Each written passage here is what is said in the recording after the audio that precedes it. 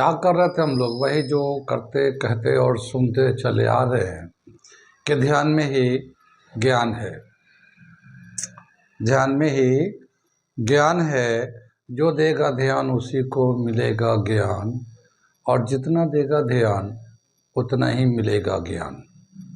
थोड़ा ध्यान थोड़ा ज्ञान, ज़्यादा ध्यान ज़्यादा ज्ञान, क्योंकि ध्यान में ही ज्ञान है।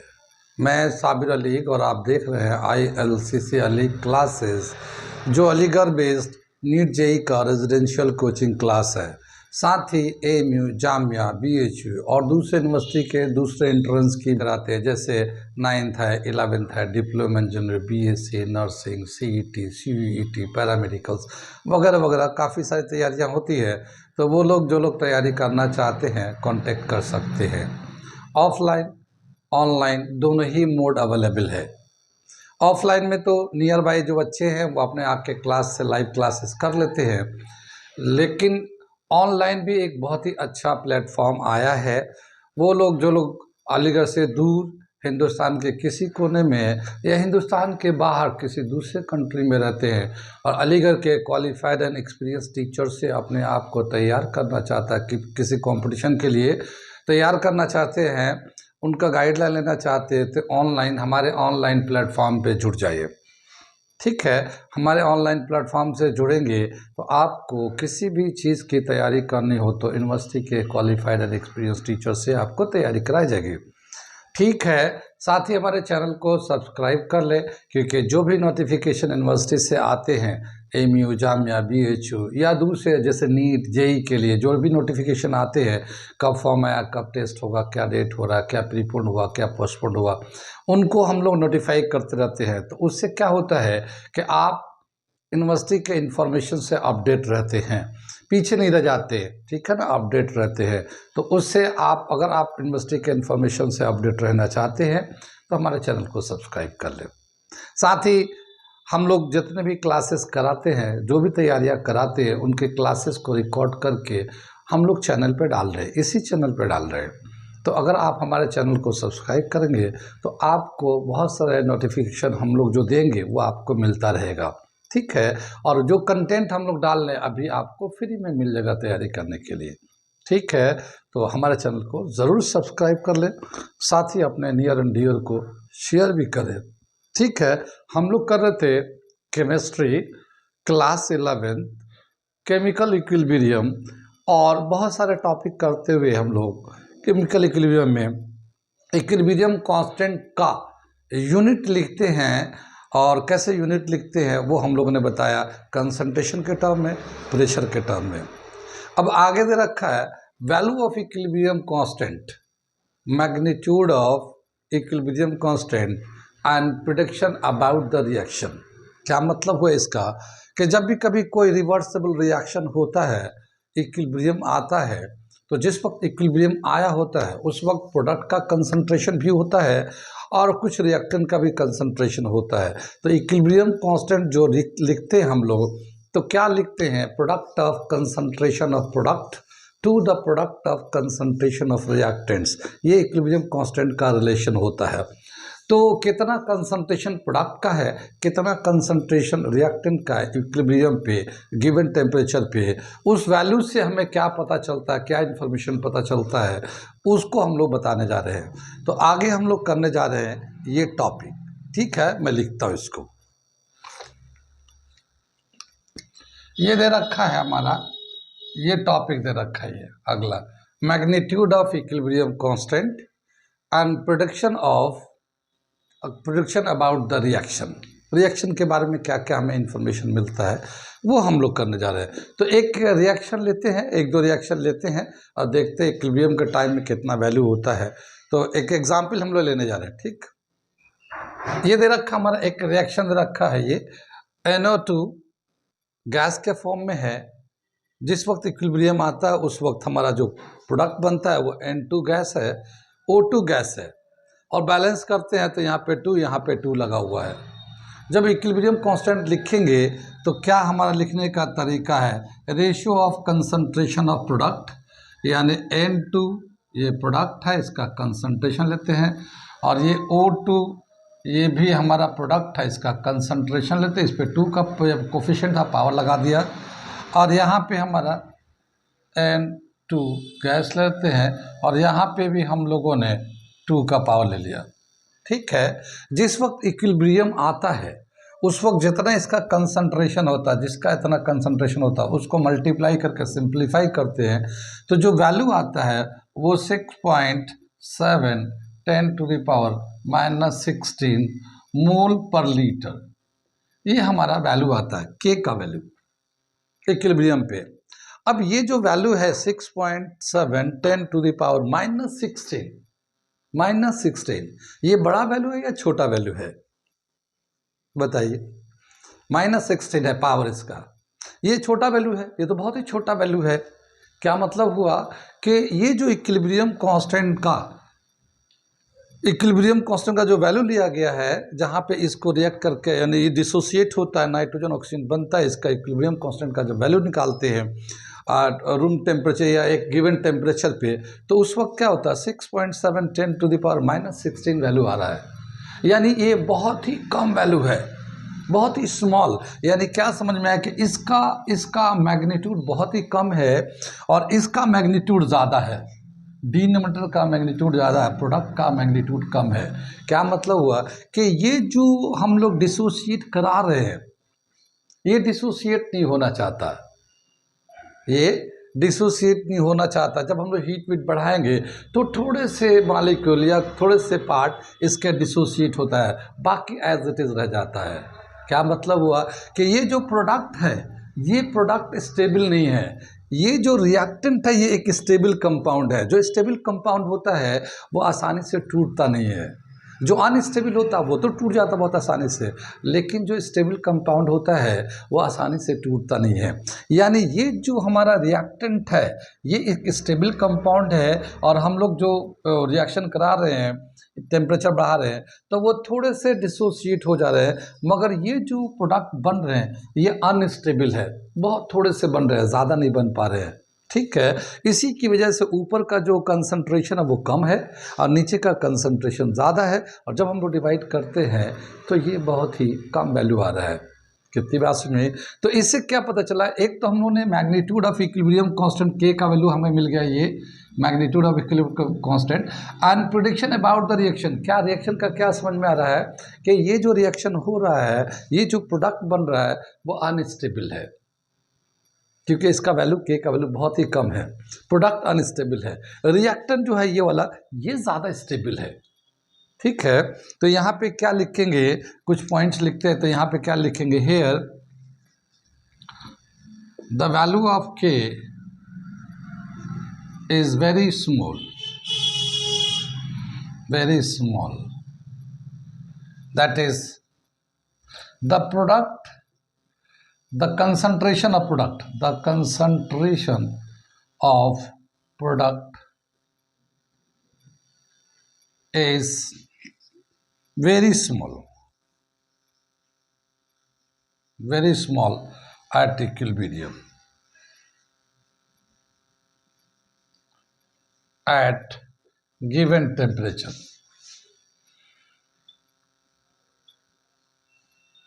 ठीक है ना, इस गिवन टेम्परेचर पे जो इक्विलिब्रियम का वैल्यू आ रहा है वो बहुत ही कम आ रहा है। ठीक है, ये बहुत ही कम आ रहा है।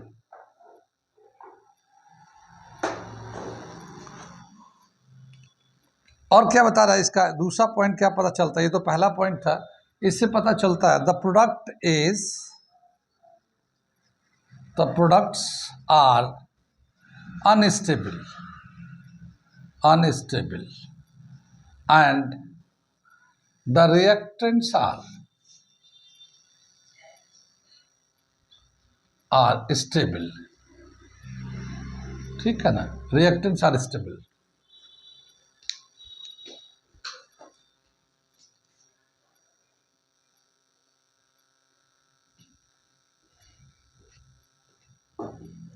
ठीक है, तो ये हमें इंफॉर्मेशन का पता चलता है वैल्यू ऑफ के से, यानी के का कितना वैल्यू है उससे ये पता चलता है कि प्रोडक्ट स्टेबल है या रिएक्टेंट स्टेबल है। ये भी पता चलता है कि ये रिएक्शन कितना बढ़ेगा, कितना जाएगा, ज़्यादा देर तक चलेगा या कम, थोड़ी देर में इक्विलिब्रियम आ जाएगा। क्योंकि जब ये थोड़ा सा बनना है तो बहुत जल्दी ये इक्विलिब्रियम आ जाएगा, क्योंकि ये थोड़े से डिसोसिएट हो गया, इक्विलिब्रियम आ गया। अब ये ज़्यादा देर तक ये चलेगा नहीं रिएक्शन, तो ये शॉर्ट टाइम में इक्विलिब्रियम आ जाएंगे, ड्यूरेशन भी कम लगेगा। कितनी बात में।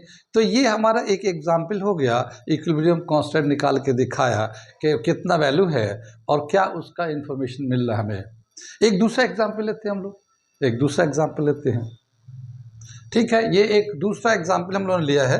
कार्बन मोनोऑक्साइड गैस है, ये ऑक्सीजन गैस है। जब ये आपस में रिएक्ट करते हैं तो कार्बन डाइऑक्साइड बनते हैं, ये भी गैस के फॉर्म में है। यहाँ पे जो नंबर है हम लोग बैलेंस करते हैं तो क्या देखते हैं कि यहाँ पे ऑक्सीजन जो है ना 3 है, एक ऑक्सीजन एटम यहाँ, 2 यहाँ पे है, 3 है, यहाँ पे 2 ही है। तो हम लोग क्या करते हैं, इसको हम लोग 2 से मल्टीप्लाई कर देते हैं। ये कार्बन 2 हो जाएगा तो ये 2 हो जाएगा, कार्बन ऑक्सीजन भी 2 हो जाएंगे तो 4 हो जाएगा, यहाँ ऑक्सीजन 4 हो जाएंगे। तो इस तरह से हम लोगों ने एक बैलेंस इक्वेशन लिख लिया। बैलेंस इसलिए कर दे रहा हूँ कि थोड़ा सा बैलेंसिंग करने का आइडिया रहे, क्योंकि बैलेंसिंग एक जगह है, ऑलरेडी बहुत सारे इक्वेशन को बैलेंस करते हैं, मगर यहाँ पे भी हम बैलेंस करके दिखा रहे हैं ताकि ये एक आइडिया रहे। ये तो हमारा हो गया एक रिवर्सिबल रिएक्शन, और यहाँ पे आ गया इक्विलिब्रियम। अब इक्विलिब्रियम के टाइम पे जो इक्विलिब्रियम कांस्टेंट लिखते हैं तो उसको लिख रहे हैं हम लोग इक्विलिब्रियम कांस्टेंट के। ठीक है, के का जो वैल्यू होगा रिएक्शन के हिसाब से, concentration of product raise to the power coefficient, ये 2 था, और यहाँ पे हो गया CO2 गैस है, ये भी इसका कोफिशिएंट 2 है, यहाँ पे O2 गैस है। ठीक है, ये हमारा दे रखा है इसका। ये इस तरह से हम लोगों ने इक्विलिब्रियम कांस्टेंट का इक्वेशन लिख दिया। इसका जो वैल्यू आया है, ठीक है ना, ये टेम्परेचर ले रखा एट 1000 केल्विन, यानी जिस वक्त कार्बन मोनोऑक्साइड को ऑक्सीजन से रिएक्ट कराते हैं तो कार्बन डाइऑक्साइड बनता है, टेम्परेचर 1000 केल्विन होता है। और उसके बाद जब इक्विलिब्रियम आ जाता है तो इक्विलिब्रियम कांस्टेंट को इस तरह से लिखते हैं, और इसका जो कंसंट्रेशन होता है उसका वैल्यू लेते हैं, सिंप्लीफाई करते हैं, तो जो आंसर आता है वो 2.3 10⁻22 लीटर पर मोल आ जाता है। ठीक है, कैसे हमने लीटर पर मोल लिख दिया, पिछले हम लोग टॉपिक किया था ना कि यूनिट कैसे लिखते हैं। तो देखिए, मोल पर लीटर इसका होगा, स्क्वायर है, मोल पर लीटर इसका होगा, ये भी स्क्वायर है तो कैंसिल कर दिया, नीचे बच जाएगा मोल पर लीटर, लेकिन वो नीचे है, ऊपर है तो लीटर पर मोल हो जाएगा वो। ठीक है, तो इस तरह से ये यूनिट हो गया। और ये जो है वैल्यू है हमारा इक्विलिब्रियम कांस्टेंट का 2.3 10 टू द पावर 22। ये जो 22 है 10 की पावर, ये छोटा है या बड़ा है? ये बहुत ही बड़ा वैल्यू है, ये तो बहुत ही बड़ा वैल्यू है।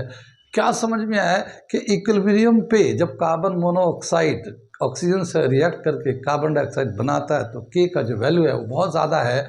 जब बहुत ज़्यादा है तो इसका मतलब ये कि ये जो प्रोडक्ट बना है ये बहुत ही ज़्यादा स्टेबल है, और इसका कंसंट्रेशन भी बहुत होगा, ये ज़्यादा स्टेबल है। इसके कंपेयर में, रिएक्टेंट के कंपेयर में ये प्रोडक्ट ज़्यादा स्टेबल है। रिएक्टेंट का स्टेबिलिटी कम है, ये अनस्टेबल है, ये रिएक्ट करते हैं, ये प्रोडक्ट बना देते हैं फटाक से कर।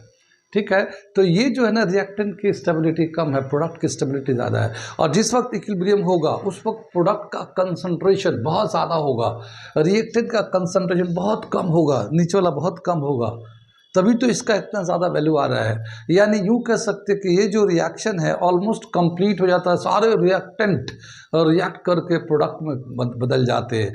रिएक्टेंट बचते भी है तो बहुत थोड़े से बचते हैं, तभी तो जाके इतना ये वैल्यू आ रहा है। कितनी बात सुन रही? तो ये केक का वैल्यू से हमें क्या क्या इन्फॉर्मेशन मिल रहा है वो हम बता रहे हैं। तो यहाँ पे ये 1000 तो मैं इधर लिख देता हूँ, eight 1000 kelvin.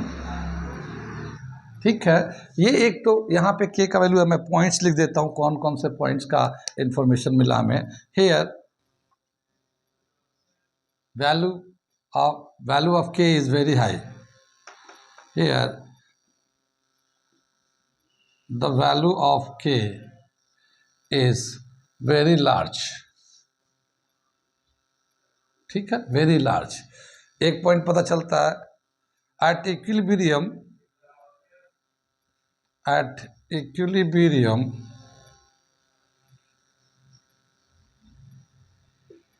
the concentration of product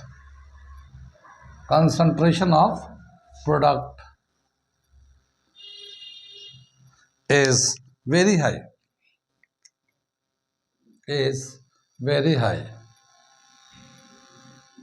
product का जो कंसंट्रेशन है वो बहुत ही ज़्यादा है, and the concentration of reactant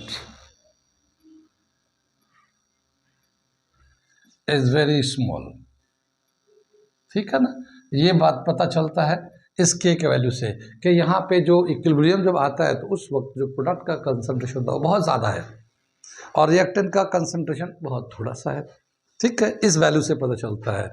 इसके बाद क्या स्टेबिलिटी के फॉर्म में दे रखा, product is more stable, product is most stable, ठीक है ना, देन रिएक्टेंट के कंपेयर में प्रोडक्ट जो है ना बहुत ही ज़्यादा स्टेबल है। इस के वैल्यू से पता चलता है। कहती बात समझ में आ रही बात कि जब कोई रिएक्टेंट रिएक्ट करके प्रोडक्ट बनाता है, जब इक्विलिब्रियम आ जाता है रिवर्सिबल रिएक्शन में, तो इक्विलिब्रियम के वक्त जो कंसंट्रेशन होते हैं उसको डाल के जब हम लोग उसको सिंप्लीफाई करते हैं तो के का वैल्यू निकलता है, और जो के का वैल्यू निकलता है, के का वैल्यू कितना है उससे पता चलता है कि किसका कंसंट्रेशन इक्विलिब्रियम के वक्त ज़्यादा है, प्रोडक्ट का ज़्यादा है या रिएक्टेंट का ज़्यादा है। और जाहिर है जो ज़्यादा स्टेबल होगा वही ज़्यादा बनेगा। ठीक है, तो कौन ज़्यादा स्टेबल है, प्रोडक्ट ज़्यादा स्टेबल है या रिएक्टेंट ज़्यादा स्टेबल है। तो इस तरह से हमें इसका इन्फॉर्मेशन पता चलता है। एक दो एग्जाम्पल और ले लेते हैं हम लोग। ठीक है, रिएक्टिविटी को देख लेते हैं हम लोग। ठीक है, तो अगला एक दो एग्जाम्पल और करते हैं हम लोग। ये एक रिएक्शन दे रखा हमारा, कॉपर जो है सॉलिड है और सिल्वर जो है ना आइंस के फॉर्म में एक्वस सॉल्यूशन है। इसके साथ जब रिएक्ट कराते हैं तो कॉपर आइंस बन जाता है एक्वस फॉर्म में, और ये सिल्वर जो है ना सॉलिड बन जाता है। तो हम लोग इसका इक्विलिब्रियम कांस्टेंट लिखेंगे तो कैसे लिखेंगे, हम लोगों ने बताया था कि जब भी कभी कोई रिएक्टेंट या प्रोडक्ट सॉलिड फॉर्म में होता है तो उसका कंसंट्रेशन 1 लेते हैं हम लोग। ठीक है, तो यहाँ पे देखिए ये सॉलिड के फॉर्म में है तो इसका कंसंट्रेशन 1 लेंगे, और ये भी सॉलिड के फॉर्म में है तो इसका कंसंट्रेशन 1 लेंगे। तो के का जो वैल्यू लिखेंगे हम लोग, concentration of copper ions in aqueous का स्टेट। ठीक है ना, ये प्रोडक्ट में ये आइंस के फॉर्म में इसको लिख लिया, और ये रिएक्टेंट में ये आ जाएगा सिल्वर। ठीक है ना, एक्वस कंडीशन में है ये। ठीक है, ये इस पे रेज टू द पावर 2 कर दिया, ये 2 का पावर लगा दिया। और ये जो है इनका जो कंसंट्रेशन है, कंसंट्रेशन ऑफ कॉपर, ठीक है, ये 1 है, और इसका कंसंट्रेशन ऑफ सिल्वर ये भी सॉलिड के फॉर्म में है तो इसका भी 1 लेंगे हम लोग। तो ये इसका 1 आ गया, तो ये हमारा इक्विलिब्रियम कांस्टेंट का वैल्यू आ गया। कितनी बात समझ में, इसका जब इक्विलिब्रियम आता है, जब हम लोग कॉपर को रिएक्ट कराते हैं सिल्वर के साथ, तो जो इक्विलिब्रियम आता है रिवर्सिबल रिएक्शन के हिसाब से, तो उस वक्त ये हमारा कंसंट्रेशन होता है कॉपर का ऊपर और सिल्वर का नीचे होता है। जब वैल्यू डालते हैं सिंप्लीफाई करते हैं तो इसका जो वैल्यू दे रखा है ये दे रखा 2.0 10 to the power 15 at 298 kelvin temperature. अब ये देखिए, ये जो वैल्यू देखिए कितना है, 2 × 10 टू द पावर 15। ये कम है या ज़्यादा है, ये कम है या ज़्यादा है कंसंट्रेशन, ये बहुत ज़्यादा है, 10 टू द पावर 15 प्लस में है, ये प्लस में है। क्या मतलब हुआ इसका कि जिस वक्त इक्विलिब्रियम आता है ये कॉपर जो ना सिल्वर में आसानी से डिसॉल्व हो जाता है, और सिल्वर जो है प्रेसिपिटेट हो जाता है। क्या, सिल्वर जो है प्रेसिपिटेट होकर सॉलिड बन जाता है। यहाँ पे प्रेसिपिटेशन जानते तो होंगे, जब कभी रिएक्ट करके जो सॉल्यूशन के जो पार्टिकल्स होते हैं, मॉलिक्यूल्स होते हैं, वो अगर डेंस सेमी सॉलिड के फॉर्म में कन्वर्ट हो जाते हैं तो उसको हम लोग प्रेसिपिटेशन बोलते हैं। तो यहाँ जैसे ये आयंस के फॉर्म में सोल्यूशन में है, एक्वस है ना, ये सोल्यूशन के फॉर्म में है, जब कॉपर को उसमें डिसॉल्व करते हैं, डालते हैं, तो कॉपर जो ना सिल्वर के साथ रिएक्ट करने लगता है और इस तरह से एक्सचेंज होता है। एक होता है ऑक्सीडेशन रिडक्शन, जानते हैं ऑक्सीडेशन रिडक्शन। ऑक्सीडेशन होता है loss of electron is called oxidation, gain of electron is called reduction.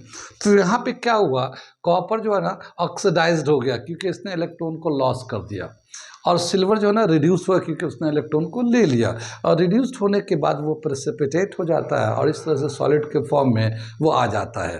पहले तो वो सॉल्यूशन के अंदर एक्वस के फॉर्म में था, लेकिन वो जब प्रेसिपिटेट हो जाता है यानी कि वो रिएक्ट करके इलेक्ट्रॉन मिल जाता है, तो जो सॉल्यूशन में डिसॉल्व था वही सॉलिड में सेमी सॉलिड के फॉर्म में प्रेसिपिटेट होकर बाहर निकल जाता है।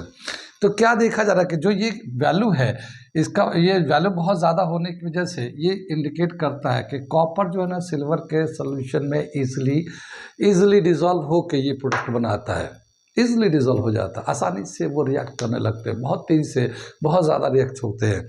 तो क्या समझ में आया कि जब इक्विलिब्रियम होता है तो उस वक्त इसका कंसंट्रेशन बहुत ज़्यादा हो जाता है, कॉपर आयन का कंसंट्रेशन बहुत ज़्यादा होता है, ऊपर है ना ये, और सिल्वर आयन का कंसंट्रेशन बहुत कम होता है इक्विलिब्रियम के टाइम पे। इक्विलिब्रियम 298 केल्विन पे हम लोग टेम्परेचर यूज़ कर रहे हैं यहाँ पे। तो क्या समझ में आया कि यहाँ पे प्रोडक्ट का कंसंट्रेशन ज़्यादा है, रिएक्टेंट का कंसंट्रेशन कम है, और इस तरह से ये कहें कि ये जो रिएक्शन होता है बहुत ही फास्ट प्रोसीड करेगा, फॉरवर्ड प्रोसीड करेगा, यानी बहुत तेज़ी से रिएक्ट होकर प्रोडक्ट बनता जाएगा, यानी ये ज़्यादा स्टेबल होता जाएगा, और ये जो है अनस्टेबल है, ये अनस्टेबल है, ये स्टेबल है, तभी जाके ये वैल्यू इतना आता है। कितनी बात समझ में? तो क्या समझ में आया, तीन बातें समझ में आ गई कि यहाँ पे वैल्यू ज़्यादा है, इसके वजह से ये पता चलता है कि ये प्रोडक्ट का कंसंट्रेशन ज़्यादा होता है इक्विलिब्रियम के टाइम पे, रिएक्टेंट का कंसंट्रेशन कम होता है इक्विलिब्रियम के टाइम पे, प्रोडक्ट ज़्यादा स्टेबल है, ठीक है ना, रिएक्टेंट कम स्टेबल है, इसीलिए वो आसानी रिएक्ट करके प्रोडक्ट जो ज़्यादा स्टेबल होता है वो बनता है, प्रोडक्ट बनता है, तो ये प्रोडक्ट बन रहा है इसमें। कितनी बात समझ में आई? और इसी तरह से क्या बताया कि ये एक बहुत ही फास्ट रिएक्शन होगा, क्योंकि जब प्रोडक्ट स्टेबल है तो ज़्यादा रिएक्टेंट चाहेंगे जल्दी जल्दी रिएक्ट करके प्रोडक्ट बना लेते हैं, ठीक है, तो बहुत फास्ट रिएक्शन होगा, और रिएक्शन होता रहेगा, देर तक रिएक्शन होता रहेगा ताकि ज़्यादा से ज़्यादा रिएक्टेंट प्रोडक्ट में कन्वर्ट हो सके। कितनी बात समझ में? तो ये इन्फॉर्मेशन मिल रहा हम लोगों को के का हेडिंग है ना, मैग्नीट्यूड ऑफ इक्विलिब्रियम कांस्टेंट, तो इक्विलिब्रियम कांस्टेंट का कितना वैल्यू है और क्या हमें उससे रिलेटेड क्या हमें पता चलता है, तो ये पता चलता है, ठीक है ना। आगे चलते हैं, एक रिएक्शन और देखते हैं। कितनी बात समझ में? आयनिक रिएक्शन है वो भी, ये एक रिएक्शन हम लोग लिया, हम लोगों ने कॉपर को है ना, जिंक एक्वस सोल्यूशन है जिंक का, इसमें हम लोग कॉपर को डिसॉल्व करते हैं और इस तरह से जिंक सॉलिड बन जाता है, प्रेसिपिटेट हो जाता है और कॉपर आयंस बन जाता है। और अब इक्विलिब्रियम के टाइम पे देखते हैं कि इक्विलिब्रियम का क्या वैल्यू आता है। तो ये जो सॉलिड है इसका कंसंट्रेशन तो 1 लेंगे, यहाँ पे भी ये 1 लेंगे, तो प्रोडक्ट में क्या मिलेगा, हमें कॉपर मिल जाएगा, ये इस तरह से एक्वस फॉर्म में। इसका कंसंट्रेशन लेता है प्रोडक्ट का, नीचे रिएक्टेंट का कंसंट्रेशन ले लेते हैं इसमें, ठीक है, ये रिएक्टेंट का कंसंट्रेशन ले लेते हैं, और इसका जो इक्विलिब्रियम आया है उस वक्त जो कंसंट्रेशन है, मैग्नीट्यूड ऑफ कंसंट्रेशन ऊपर डाला नीचे डाला ये, और जब सिंप्लीफाई करते हैं तो इसका जो वैल्यू आता है 2 × 10⁻⁻19, ठीक है, -19 एट 298 केल्विन। कितनी बात सुन? अब यहाँ पे के का जो वैल्यू आया इसको चेक करते हैं, के का जो वैल्यू है, अब ये बताइए ज़्यादा या कम है, ठीक है, ये भी बहुत कम है। क्या मतलब हुआ, ये 10 पर -19 बहुत ही कम है, ठीक है, जब बहुत ही कम है इसका मतलब क्या हुआ कि ये कॉपर जो है जिंक में डिसॉल्व नहीं होगा, इसीलिए यहाँ जो प्रोडक्ट बना है वो बहुत ही नेग्लिजिबल कंसंट्रेशन है इसका, यहाँ कुछ कंसंट्रेशन है नहीं प्रोडक्ट का, ऊपर वाला वैल्यू बहुत ही कम है, नीचे वाला बहुत ज़्यादा है, जिसकी वजह से ये इतना बड़ा वैल्यू आ रहा है, छोटा वैल्यू आ रहा है, बल्कि 10⁻⁻19 बहुत ही छोटा वैल्यू आ रहा है। इसका मतलब क्या है कि ये प्रोसीड नहीं करेगा, या इस वक्त जो है ना ये रिएक्शन जो है ना कंसंट्रेशन जो है प्रोडक्ट का बहुत ही कम होगा, वैल्यू बहुत छोटा है। तो हाँ, एक चीज़ और हो सकता है, अगर इसको रिवर्स कर दिया जाए तो क्या हो जाएगा, इसको रिवर्स कर दिया जाए, यानी जिंक को कॉपर में डिसॉल्व किया जाए। यहाँ तो कॉपर आइंस के जिंक सॉल्यूशन में कॉपर को डिसॉल्व कर रहे हैं। जैसे यहाँ एक कंटेनर लेते हैं, ठीक है ना, और ये जिंक का सॉल्यूशन है, जिंक जैसे जिंक सल्फेट का सॉल्यूशन है, मान लो जिंक सल्फेट का सॉल्यूशन है, और हम इसमें कॉपर ऐड कर रहे हैं, कॉपर ऐड कर रहे हैं, ठीक है ना, कॉपर ऐड कर रहे हैं, तो ये इस तरह से रिएक्ट करके जा रहा है, तो इसका वैल्यू तो बहुत ही कम है। इसका मतलब ये है कि जब कॉपर इसमें ऐड करते हैं तो ये रिएक्शन होता ही नहीं, और थोड़ा सा कुछ डिसोसिएट हो गया तो उसका ये वैल्यू दे रखा है। लेकिन अगर इसका उल्टा कर दिया जाए, क्या चीज़, कि ये कॉपर सल्फेट का सोल्यूशन ले लिया जाए, ये इस तरह से, और जिंक को इसमें ऐड किया जाए, तो क्या होगा, इसका रिएक्शन को हम लोग चेंज कर देते हैं।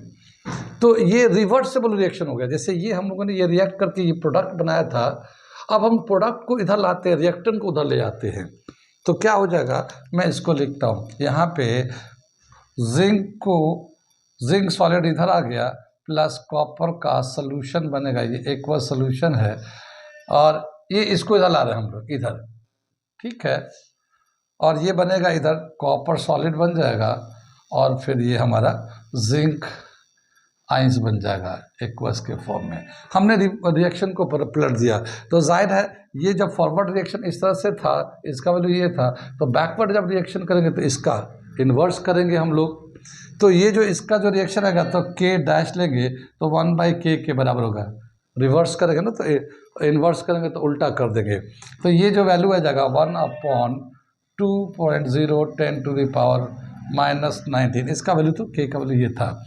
उलट देंगे तो क्या हो जाएगा, 10⁻⁻19 प्लस में आ जाएगा, 2 नीचे चला जाएगा, या यूँ कहेंगे कि 5 × 10⁸ 18 आ जाएगा, ये वैल्यू आ जाएगा कितना, 5 × 10⁻18। यानी ये जो रिएक्शन है, इसको अगर इधर से रिवर्स कराएंगे, यानी इसको इधर रखेंगे, ये प्रोडक्ट बनाएंगे, तब तो ये रिएक्शन बहुत तेज हो रहा, बहुत फास्ट हो रहा है, लेकिन ये जैसे हम लोग कर रहे तो नहीं होगा। क्या यहाँ पे हम लोग जैसे फिर से बता देता हूँ, अगर जिंक सल्फेट में कॉपर को ऐड करेंगे तो रिएक्शन नहीं होगा, ठीक है, लेकिन कॉपर सल्फेट में जिंक को ऐड करेंगे तो रिएक्शन होगा, बहुत तेज़ी से रिएक्शन होकर प्रोडक्ट बनाएगा, आइंस बनेगा। कितनी बात समझे। ये एक रिएक्टिविटी सीरीज़ है, 10th क्लास में पढ़ा होगा, मेटल नॉन मेटल चैप्टर में रिएक्टिविटी सीरीज़ है, और उसमें दिखाया है, कुछ दे रखा है, जैसे पोटेशियम है, सोडियम है, कैल्शियम, मैग्नीशियम, आयरन है, इस तरह से सीरीज दे रखा 10th क्लास में। तो उसमें जिंक जो है ना ऊपर है, कॉपर नीचे है, जिंक ऊपर है, कॉपर नीचे है, जो ऊपर होगा वो मोर रिएक्टिव होता है, वो रिएक्ट करेगा, और जो नीचे होगा लेस रिएक्टिव होगा। तो इसका मतलब ये है कि यहाँ पे जिंक सल्फेट जो है ना एक स्टेबल प्रोडक्ट है, स्टेबल प्रोडक्ट है, तो कॉपर इसको रिप्लेस नहीं कर सकता, क्योंकि ये लेस रिएक्टिव है, जिंक के कंपेयर में लेस रिएक्टिव है, तो ये इसको रिप्लेस नहीं कर सकता। यहाँ पे कॉपर सल्फेट का सोल्यूशन, जिंक ज़्यादा रिएक्टिव है तो जिंक कॉपर को हटा सकता है, बहुत आसानी से हटा सकता है, इसलिए यहाँ पे तो रिएक्शन पॉसिबल है, यहाँ पॉसिबल नहीं है। इतनी बात समझ में आ रही है। ये जो समझ में आ रहा है कि मैग्नीट्यूड ऑफ इक्विलिब्रियम कांस्टेंट कितना है, और फिर उससे क्या इन्फॉर्मेशन मिला रिएक्शन के बारे में। वैल्यू था हमारा k का, कि k का कितना मैग्नीट्यूड आ रहा है इक्विलिब्रियम के टाइम पे, और उससे किन किन बातों का पता चलता है, क्योंकि आगे जैसे जैसे बढ़ेंगे इन सब कंसेप्ट के आगे के इन्फॉर्मेशन की ज़रूरत पड़ेंगे, तो इसलिए अभी इसको समझते चलते हैं। ठीक है, यहाँ तक समझ में आ गया, कोई डाउट तो नहीं, अगर डाउट है तो पूछ लीजिए, वरना मैं हम लोग अगला टॉपिक कंटिन्यू करेंगे, आज यहीं पे रहने देते हैं, क्योंकि अगला टॉपिक को करने के लिए एक लंबा वक्त की ज़रूरत है, अभी टाइम कम है। ठीक है, तो हम लोग कंटिन्यू रखेंगे, आज इसको यहीं पे रहने देते हैं।